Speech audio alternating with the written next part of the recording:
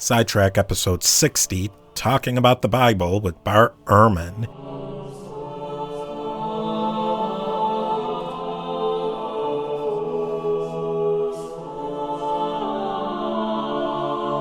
Thank you for listening to the History of the Papacy, an Agora Podcast Network member. Go over to agorapodcastnetwork.com to find more great thought-provoking and independent podcasts. You can learn more about the history of the papacy at a2zhistorypage.com. You can connect and like all the social media from there and link to Apple Podcasts where you can leave a rating and review. That would really be greatly appreciated, and I really appreciate all of your support. If Patreon isn't your thing, PayPal through the website, a2zhistorypage.com is still an option, as well as patreon.com/papacy. A huge shout out today goes to our Rome level patrons, Peter the Great and Mary Carmen. I want to thank our Constantinople level patrons on patreon.com/papacy, Sandy, Andy, Paul, Dr. Jeff, Robert, Sean, Yoren, and Molly, as well as our Alexandria level patrons, Francine and Richard. Today, as the title suggests, we are very excited to talk to Professor Bart Ehrman about the Bible and popular culture, and just a lot of wide-ranging topics. I think you're really going to enjoy it, so we're just going to dive right in. As always, I sincerely appreciate you taking the time to listen, and I look forward to seeing you on our next stop on our trip through the history of the popes of Rome and Christian Church. Thank you for joining us today for this very special interview with one of the most acclaimed biblical scholars of our day, Professor Bart Ehrman. Dr. Ehrman is a religious studies professor at the University of North Carolina, Chapel Hill in the United States.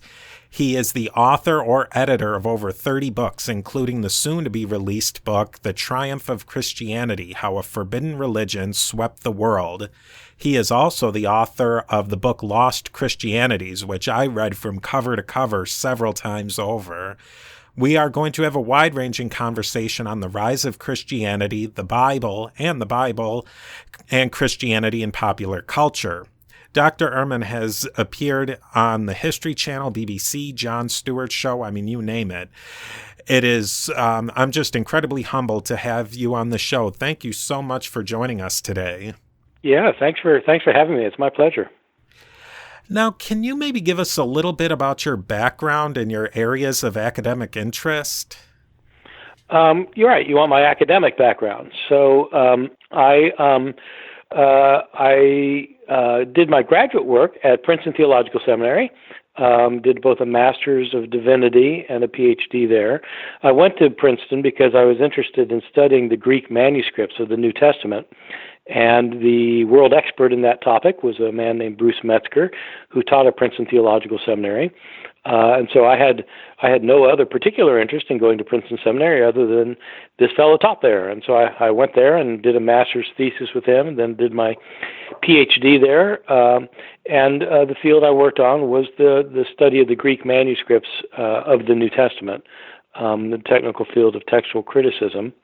While I was finishing my PhD there, I started teaching at Rutgers University in New Jersey, and was there for 4 years. And now I've been at University of North Carolina for 30 years.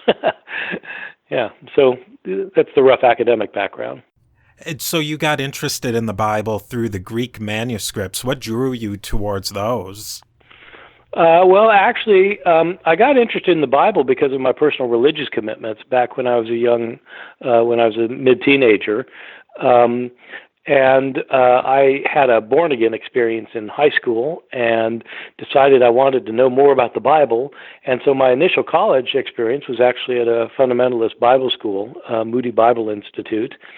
And it was there that I was very, very conservative evangelical Christian, and I believed at the time that the Bible's very words had been inspired by God in some way. And I got interested in Greek manuscripts because I knew that different manuscripts had different wording. And I was interested in knowing, how do we establish what the original wording is given the fact that we have so many manuscripts with so many differences in them.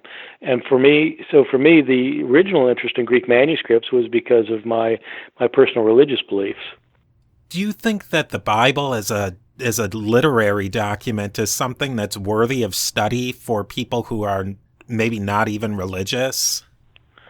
Well, absolutely. I myself am no longer religious. I moved away from my evangelical faith during my graduate school days, and eventually, about probably 18 or 20 years ago, I left Christianity altogether, and now consider myself to be an agnostic.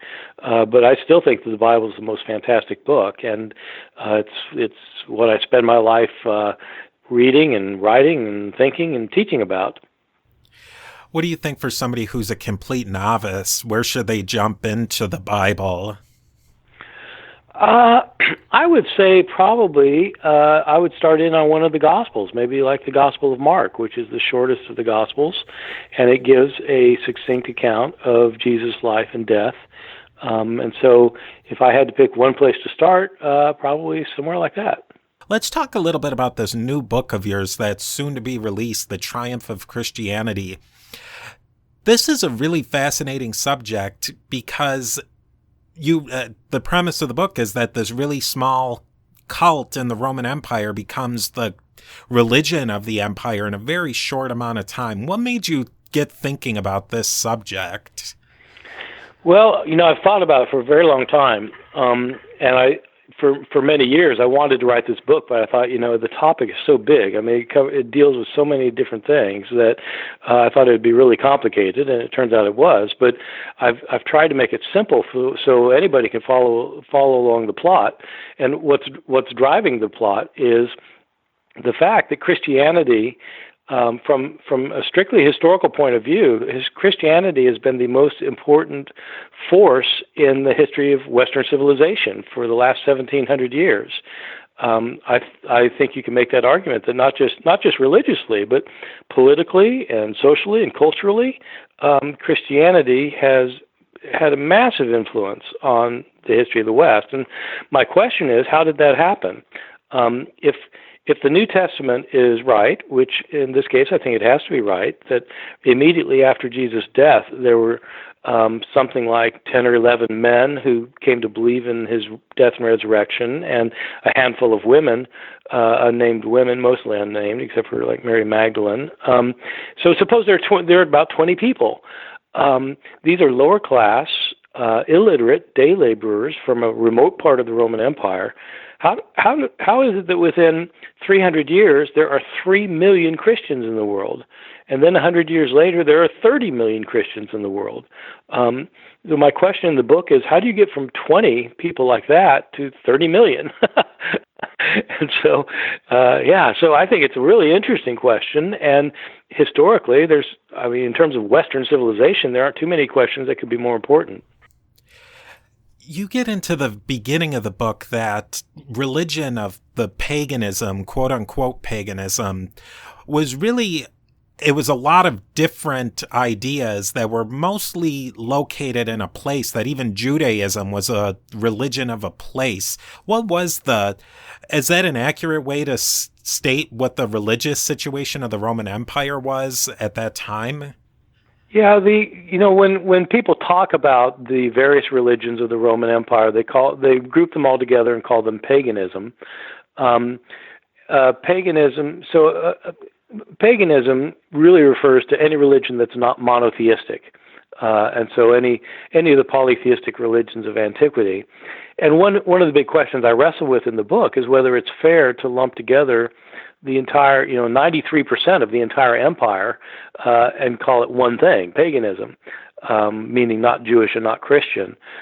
There's a wide variety of religions, and you're right. If you went to different places, you'd find different religions.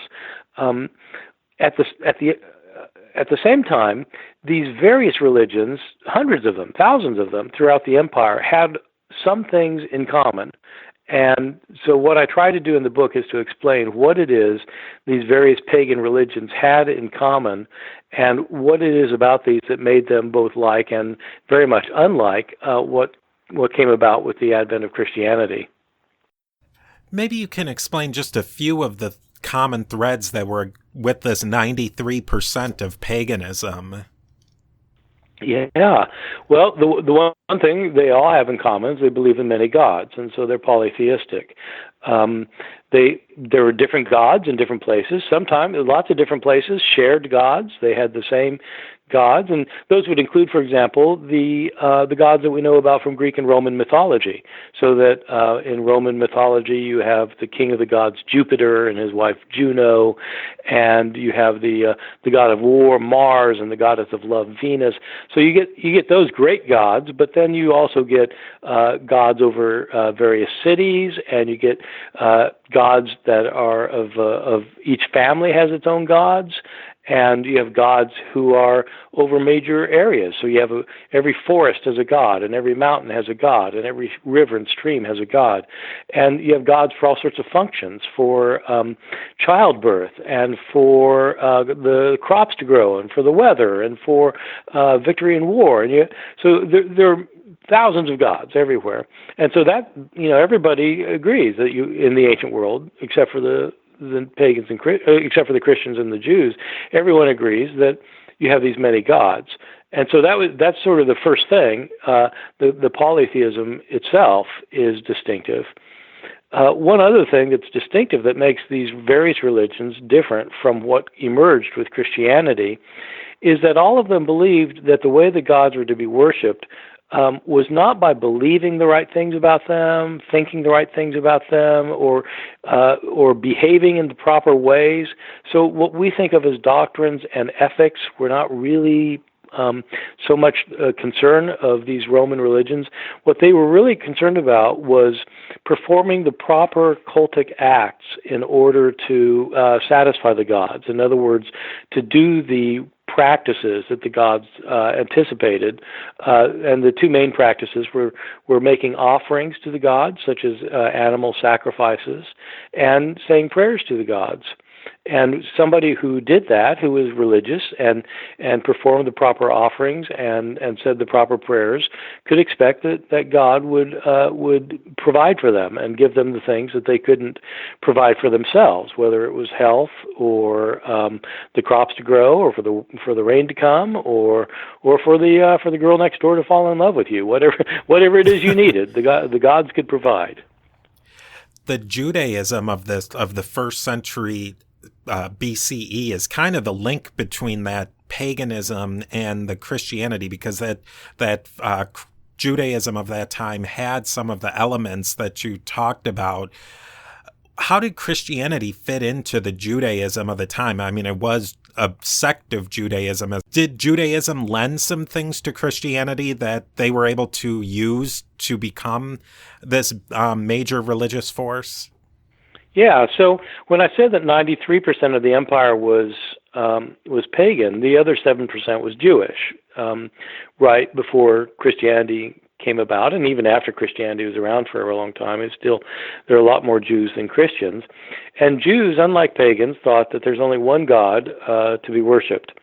The thing about the Jews is they didn't really care whether pagans worshipped their God, but Jews insisted they were only going to worship their God, and they were going to follow the practices that had been handed down to them within their tradition. Jesus himself started off as a Jew. In fact, he was a Jew his entire life.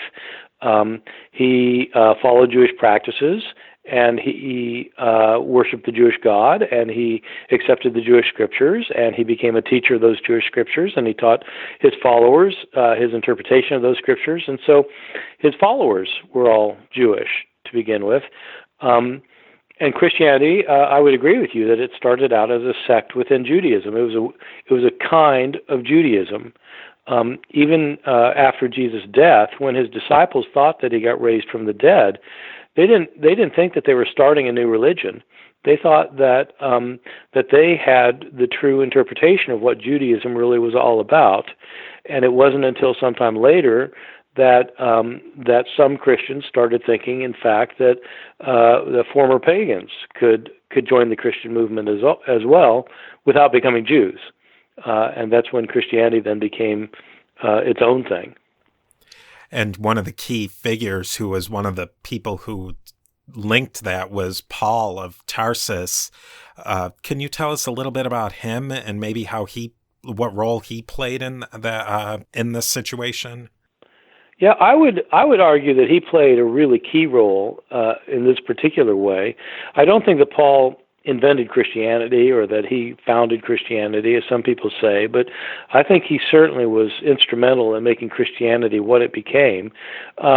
Paul tells us, Paul has a number of writings within the New Testament, and so we can get Paul in his own words, which is very different from Jesus, because Jesus didn't write anything that we know about, but Paul did write, and so we can see what he has to say. And he tells us that he started out, when he first heard about Christians, he was dead set against the Christians and was a violent persecutor of the Christian church. But he apparently persecuted Christians for a year and a half, 2 years. But then he himself had a vision of the resurrected Jesus. He claimed he thought he saw Jesus alive, and that changed his view completely. And he came to think that Jesus had been raised from the dead, which made him think that he was the chosen one of God, which made him think that his death must have been important and not just an accident or a miscarriage of justice. And he came to think that Jesus' death is what God had decided to use in order to bring about salvation. And so Paul came to think that the death and resurrection was a fulfillment of what God had promised in the Jewish Bible, in the Hebrew Scriptures. But what Paul also came to realize is that following the Jewish Scriptures is not what makes somebody right with God, because even if somebody's a Jew and they follow the Jewish Scriptures and that would make them right with God, there'd be no reason for Christ to have died. But since Christ did die and was raised from the dead, that must be what God had in mind all along. And Paul's conclusion was that this means that a person doesn't have to be Jewish in order to be right with God. They simply have to believe in Jesus. And so he started this entire idea that Gentiles could become followers of Jesus without also keeping the Jewish law, and that opened up the floodgates for non-Jews to join this religion. Is it accurate to say that Paul's writings are the first contextualized that are closest to what Jesus's times would be? Yeah, so in the New Testament, when you read the New Testament, you start off with the Gospels, Matthew, Mark, Luke, and John, and you might sort of assume that, well, those then are the first ones written, and that's not the case. Paul's writings are our earliest surviving writings. They don't occur first in the New Testament because the New Testament's not arranged chronologically.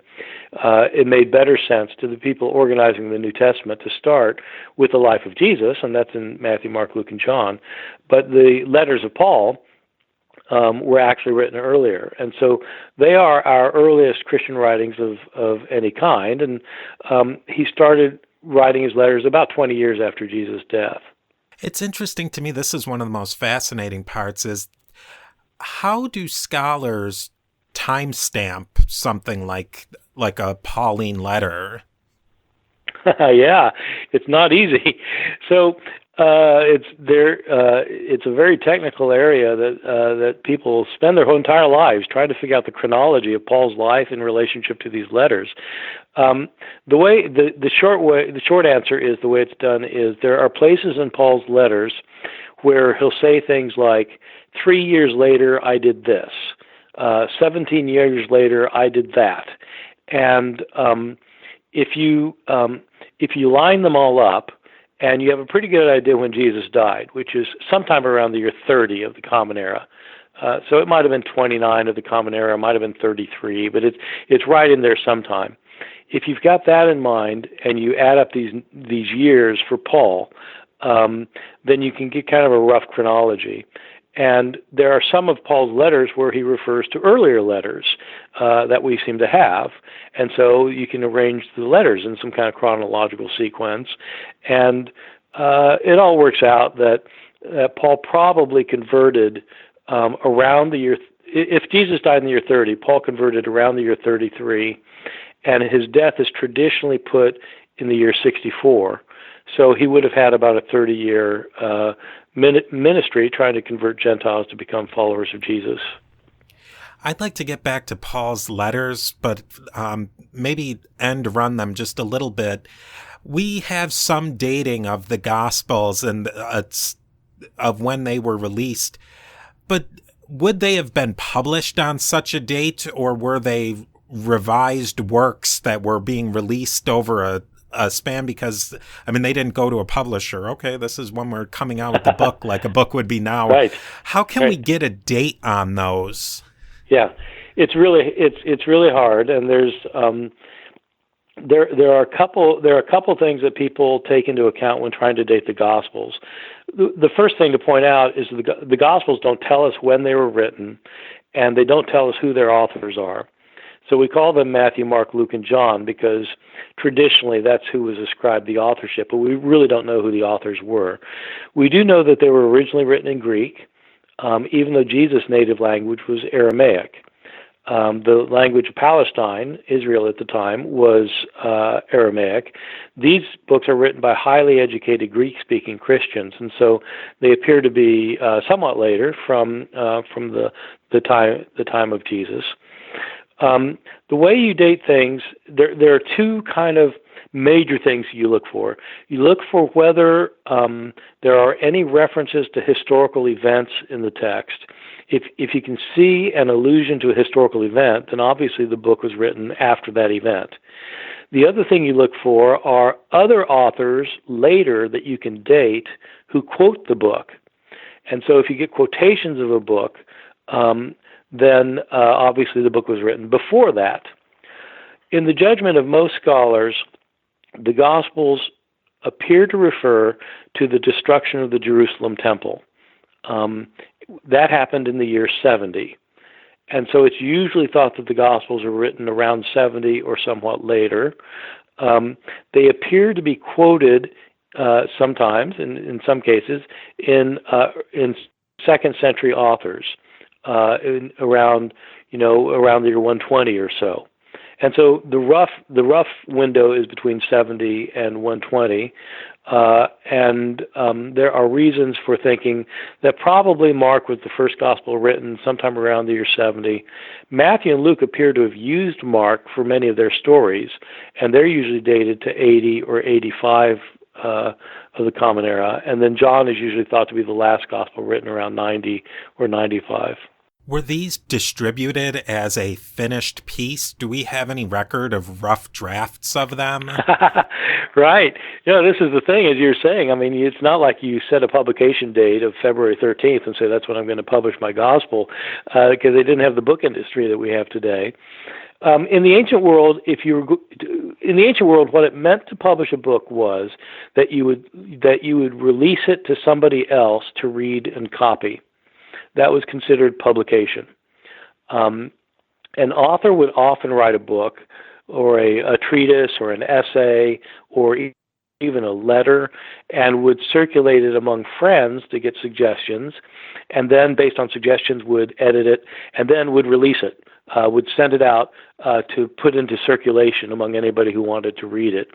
And so when people talk about the Gospels being published, that's what they mean, is the point at which a book was actually released. For example, if Mark was the first Gospel written around the year 70, what that would mean is that whoever this person was and whatever his name was, he compiled an account of Jesus' life, his sayings, his activities, his death, his resurrection, and based on other sources, probably oral sources and maybe even written sources, and that when he was satisfied with what he had written, he let it loose on his community, probably his Christian community, and they started reading it and talking about it and copying it, and so it was at that point that it would be considered published. One of the big issues with a couple of the Gospels is whether they were published in multiple editions. A lot of scholars think that the Gospel of John actually came out in two different editions, and some scholars think that Luke also came out in two different editions, where the author, maybe some years later, decided to change a few things here and there. Those documents, the four Gospels, are written in a different style, going back to the letters, where Paul is actually writing a letter to a community. Many letters are attributed to Paul, but even within the Gospel where there's the New Testament where there's 13 Pauline letters, only about 7 of them are actually scholars can attribute to him. How do you separate what might not have actually been written by him by what you can be pretty certain he did write? Yeah, this has been a long-standing issue in scholarship especially since the 19th century. The deal is, as you say, there are 13 letters that claim to be written by Paul, which is significant because there are 27 books in the New Testament, so we're talking about nearly half the New Testament books. What scholars started noticing in the 19th century is that some of these letters seem to stand at odds with the others. Their writing style appears to be different. They use a different set of vocabulary. Some of the theology seems to be different. And as they studied it, they came to think that there are 6 of these letters that may not have been written by Paul. There are 7 letters that cohere fairly well together in terms of writing style and theology and outlook, and these other 6 not so well. And so scholars talk about the 7 undisputed Pauline letters, and then the other 6, which are usually grouped into 2 groups. One is the pastoral epistles, which is 1st and 2nd Timothy and Titus, which are thought to have had the same author, but it probably wasn't Paul, even though it's a person claiming to be Paul. And then the 3 other letters are Ephesians, Colossians, and 2nd Thessalonians. They each apparently have a different author, but again, it appears to be each one of those persons was somebody claiming to be Paul, even though he wasn't.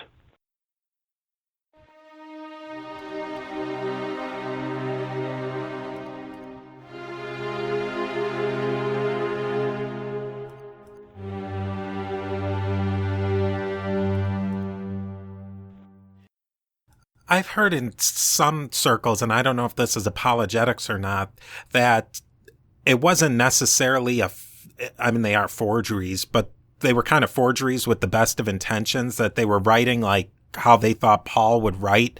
Is that just apologetics, or was that a style of the day? Well, it's a bit of apologetics. So I wrote a book about this, actually. I wrote 2 books about this. One is a popular book for a general audience. It's just called Forged, and the subtitle is why the authors of the Bible are not who we think they are. And the other book is a very long academic book called Forgery and Counterforgery. And what I argue in both of those books is that it's wrong to say, as a lot of people do say, that nobody looked down on the practice of forging, of writing a book claiming to be someone else. It's not true that nobody looked down on that. If you actually look at if you look at ancient records, when people talk about this phenomenon of people claiming to be someone knowing that they're someone else, they always condemn it. It's viewed very negatively and condemned widely in our sources.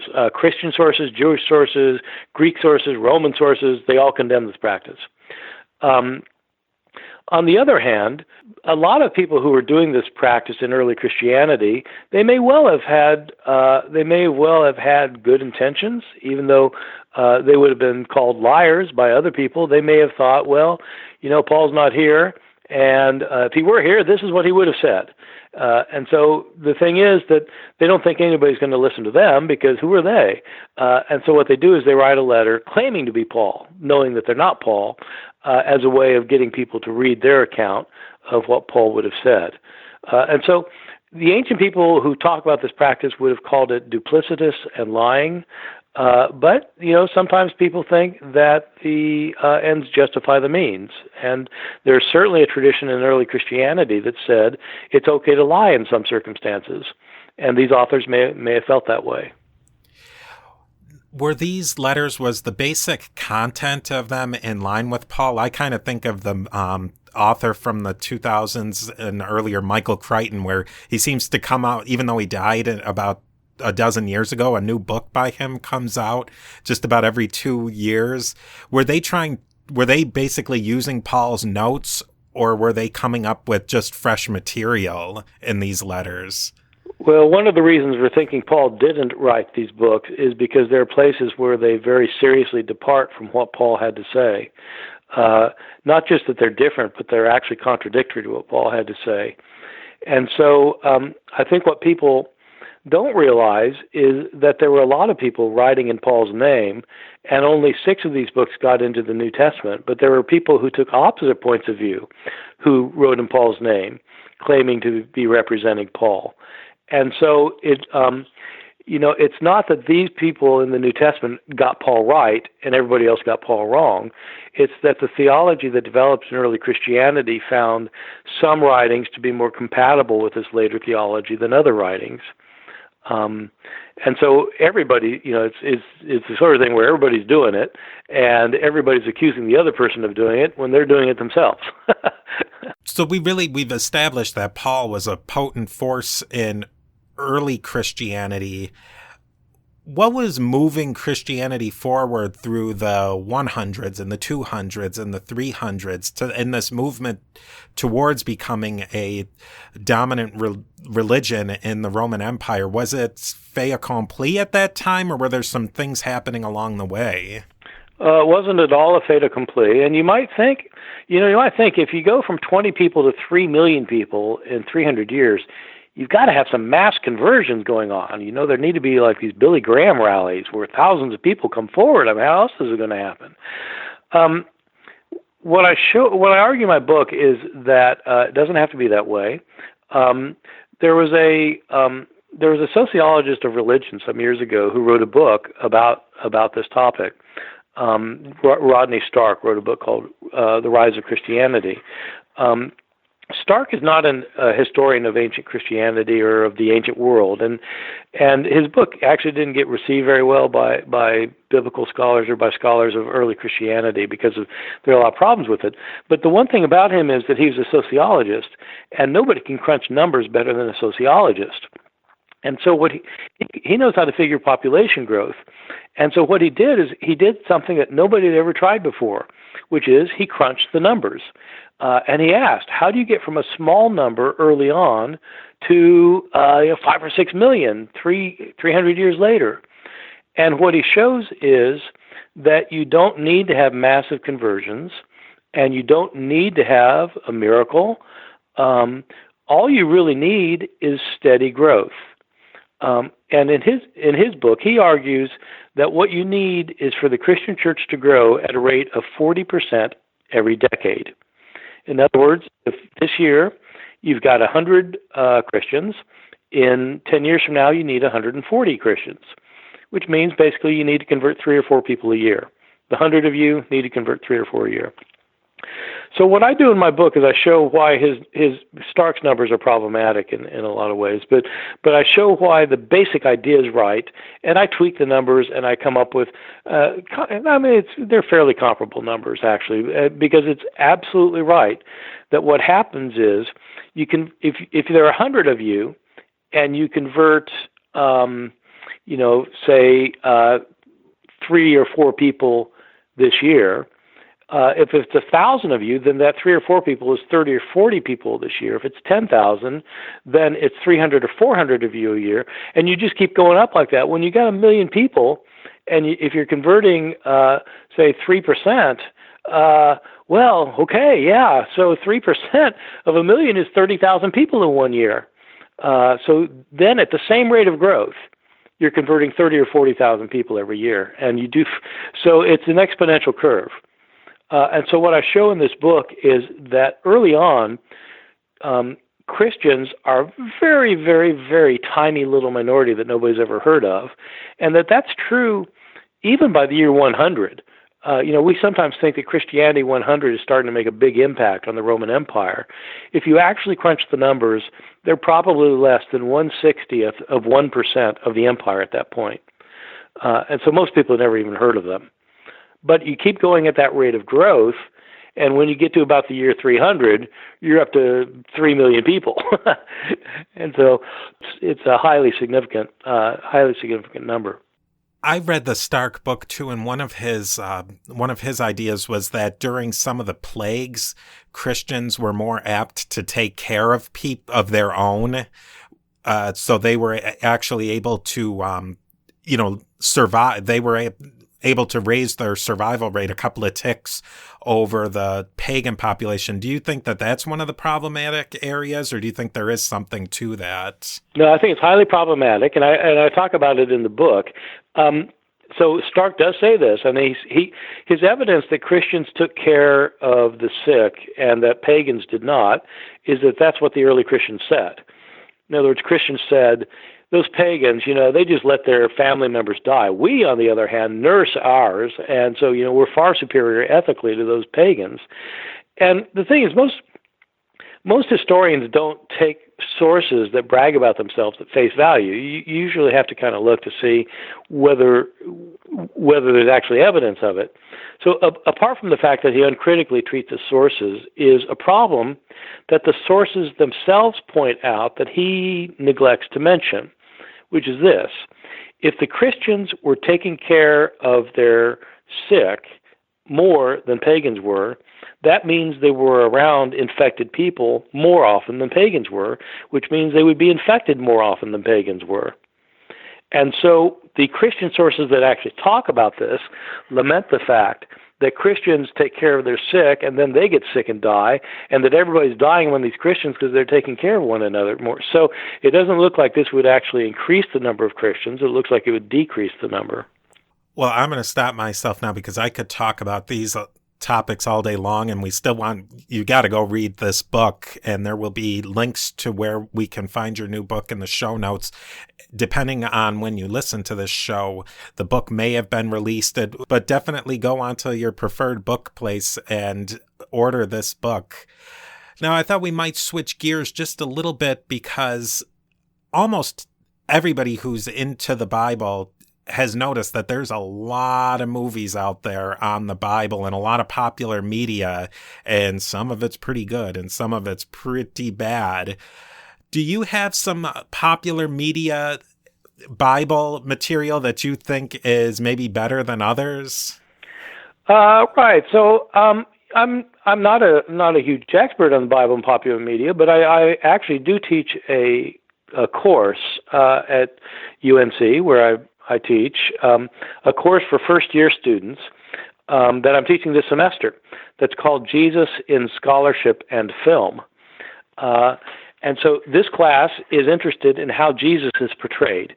How is he portrayed in ancient Gospels, both before that made it into the New Testament and other Gospels that did not make it into the New Testament? And how is he portrayed by modern scholars who utilize our ancient sources to try and reconstruct what Jesus was really like, and how's he portrayed in modern film? And it's a really interesting course because students, among other things, they read a bunch of Gospels, but they also see a bunch of films, and they have to evaluate these films and figure out how is Jesus being portrayed here, and what's the point, and is it what's the quality, and everything else. So. One of the things I do early on that I'm going to be doing, I think next week for this class is this will be their first time seeing any film because we've been studying ancient texts for the first month or so. In class, I show them a number of clips of the birth narratives of Jesus, where Jesus is born. And the way I prepare my students for this is I have them read the two accounts of Jesus' birth in the New Testament. There's only two accounts of Jesus' birth. One is in the Gospel of Matthew, chapters 1 and 2, and the other is in the Gospel of Luke, chapters 1 and 2. I have my students read these accounts carefully, and then I have them list everything that happens in Matthew, chapters 1 and 2, and then list everything that happens in Luke, chapters 1 and 2, and then I have them compare their lists, and to figure out if there are any discrepancies, and if so, whether any of these discrepancies can be, if any of these discrepancies are irreconcilable. Students are amazed because everybody hears the Christmas story every year in December, and the Christmas story everybody hears is taking stories from Matthew and taking stories from Luke and smashing them together. But the problem is there are some differences between, there are a lot of differences because they tell different stories, but there's some things that if Matthew's right in what he says, Luke can't be right in what he says. And so they do this comparison. But then what I do is I show them film clips and ask them, how does a director resolve these contradictions? And so we watch the silent Ben-Hur, which is done back in the 1920s that most people don't know about. The Ben-Hur begins with the birth narrative of Jesus. Then we watched the 1950s Ben-Hur, the one that's famous because of Charlton Heston, and it has a birth narrative. Then we watched The Greatest Story Ever Told from the 60s, and Zeffirelli's Jesus of Nazareth, and then we end with the life of Brian and the birth narrative of Brian. So at every point they're having to try and figure out, how is the director mainly following Matthew? Is he mainly following Luke? Is he smashing them together somehow? If he does, what's he do about the contradictions? So anyway, that's my class that's going on right now. Oh, that sounds like a fascinating class. Do you have one that's maybe a personal favorite? I do. I absolutely do. It's one that none of my students has heard of and most people haven't heard of. And I guess it's because it's not actually an attempt to film the life of Jesus with Jesus as the main role. The film is Jesus of Montreal. Don't know if you've heard of this. I've heard of it, but I've never seen it. Fantastic. Best Jesus movie ever made by a long margin. It's an account of a Canadian acting troupe that is hired to put on a passion play at the local Catholic cathedral. And they come up with this amazingly funky, interesting account of Jesus' last hours. And they get in trouble for it because it's not orthodox.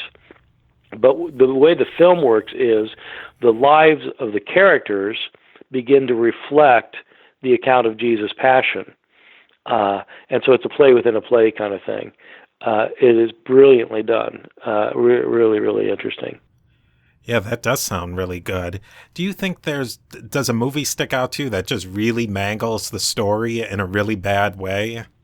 Oh, just about all of them do. They're terrible. I mean, I simply can't bring myself to watch King of Kings, the '60s version. I think what they all do is they have to. I mean, the only one that doesn't mangle things, I think, is Pasolini's Gospel According to St. Matthew, which just follows Matthew and puts a very definite spin on it, but it is a faithful reproduction of Matthew in many ways.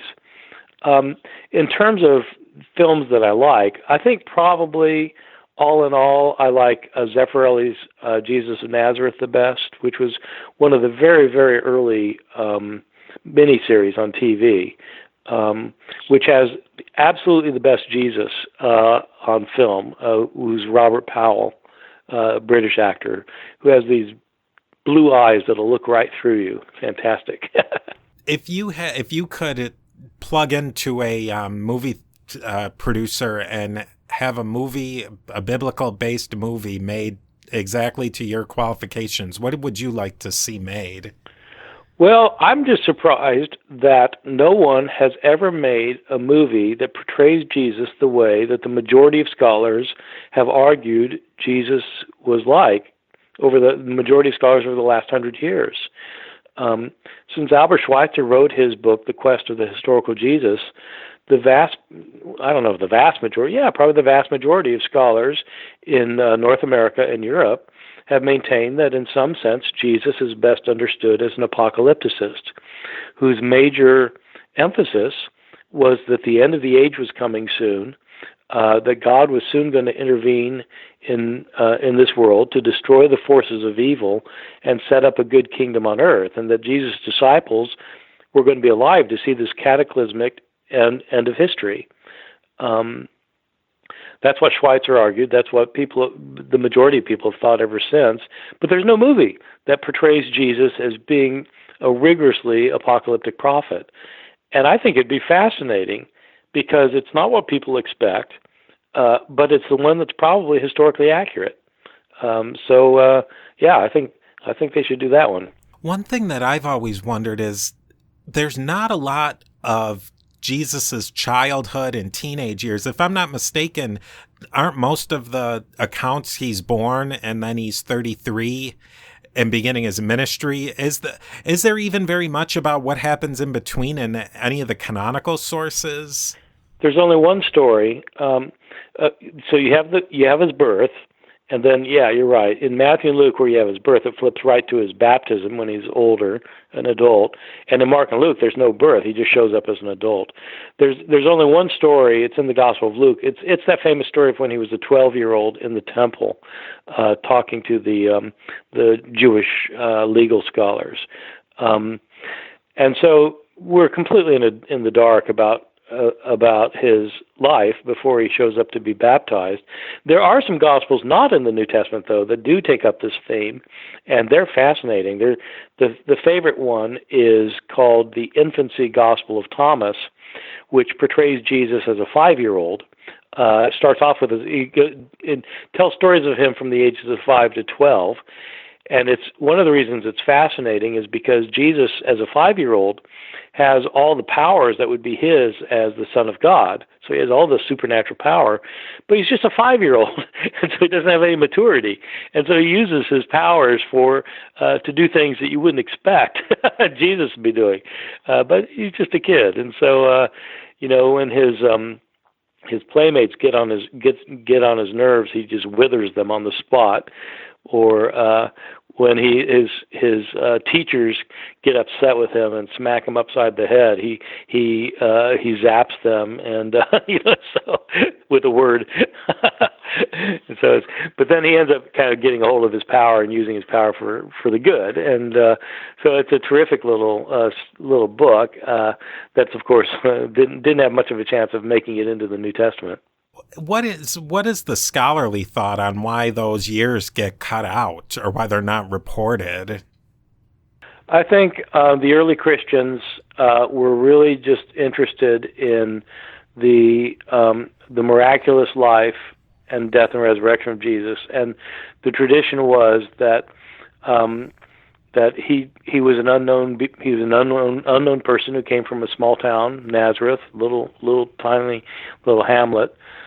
Who was not well known, but then started engaging in miracles and doing his teaching after he got baptized. And so they just weren't interested in his childhood. They were, so they didn't have the kind of biographical interest that people have today. They didn't think that, he had formative influences or that he had experiences that shaped his later life. They just thought that, he shows up as an adult and can do these miracles and deliver these teachings. And they just really wanted to know about his miracles, his teachings, and his death and resurrection. So watching that development, the character development, just wasn't something that was what people were interested in reading about? Well, it's because people in the ancient world didn't know there was such a thing as character development. When you read ancient biographies of other people, such as biographies that you find in Plutarch, for example, the events discussed about a person's childhood are not meant to show that these are formative influences. They're meant to show that the person's character was manifest already as a child. So the ancient people thought a person's personality characteristics were already set at birth, and early events in their life could demonstrate those. So there wasn't an idea of a formative period or psychological influences or anything like that. That's all pretty much post-Freudian ideas. If people want to follow you or learn more about you, where can they go? Well, there are two things. I have a webpage, bartdehrman.com, which has my curriculum vitae and stuff like that on it, my speaking schedule and everything. But in some ways, a more interesting site is my blog. So I have a blog. Just somebody can just search for the Bart Ehrman blog, EHRMAN, the Bart Ehrman blog. I post I post 5 or 6 times a week, 1,000 words a day. I've been doing this for 5.5 years. Every week, 5 or 6 posts, 1,000 words each time, and it deals with everything dealing with early Christianity, from the historical Jesus to the writings of Paul to the persecutions of early Christianity to the role of women in the church to the conversion of the Emperor Constantine to how we got the Bible, just anything having to do with anything related to this. The only catch with this is that to belong to the blog, a person has to pay. The charge is $24.95 for a year's membership, but I don't keep a penny. I use this as a way of raising money for charity, and so I give every dime away to charities dealing with hunger and homelessness. So last year we raised $120,000, and I'm trying to do better this year. But if people are interested in the kinds of things I talk about, this would be absolutely the place to go. Well, that's just wonderful, and we will post to that in the show notes. I want to thank you so much for coming on. I could talk about these things all night, but I value your time, and there's more than enough material that people can find in your books and on your website and blog. So just thank you so much for coming on and talking to us today. Yeah, it's been my pleasure. Thank you very much.